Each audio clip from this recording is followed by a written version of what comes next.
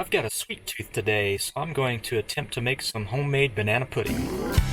I'll keep driving down this open road. Destination everywhere. I've had lots of different types of banana pudding over the years from different people and restaurants, but my favorite is still the homemade version.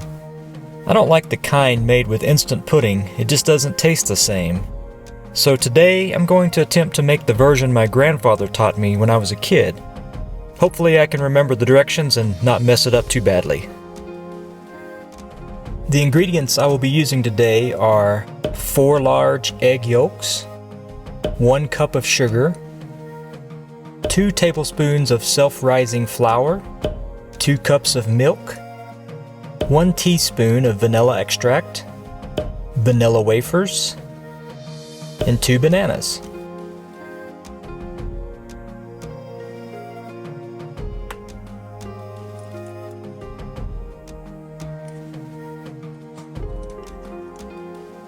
First, I've got to separate the yolks from the egg whites. Then, in a pan, I add the 4 egg yolks, 2 tablespoons of self-rising flour, 1 cup of sugar,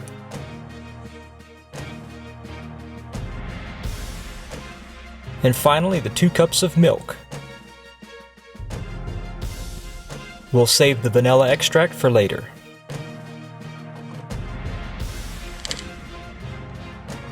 I put it over medium heat and bring it to a boil while stirring and watching it closely.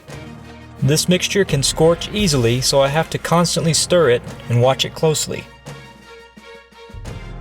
Once the mixture reaches a boil, I continue to cook it for about a minute and then remove it from the heat.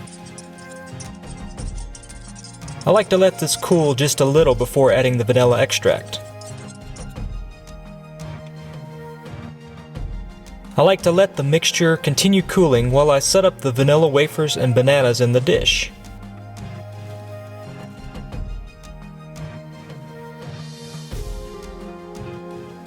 Unfortunately, the footage of me adding the vanilla extract was lost, but I added it right before this shot.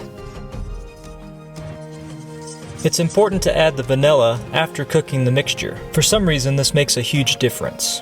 I continue to layer the wafers, bananas, and pudding mixture until I fill the dish, and then top off the pudding with another layer of wafers. Now all I have to do is refrigerate it to let it thicken. Another thing I do is put it in the refrigerator with no lid, just a paper towel covering it. This lets the moisture escape and doesn't make the wafers so soggy so quickly. And now we wait. Let's see how it turned out. I let the pudding sit in the refrigerator about 4 hours to let it thicken up. It probably doesn't need quite that long, but I just like to give it time to cool off and thicken up. This looks so good. The consistency turned out perfectly. If you have a different recipe or any variations, I'd love to hear them down in the comments.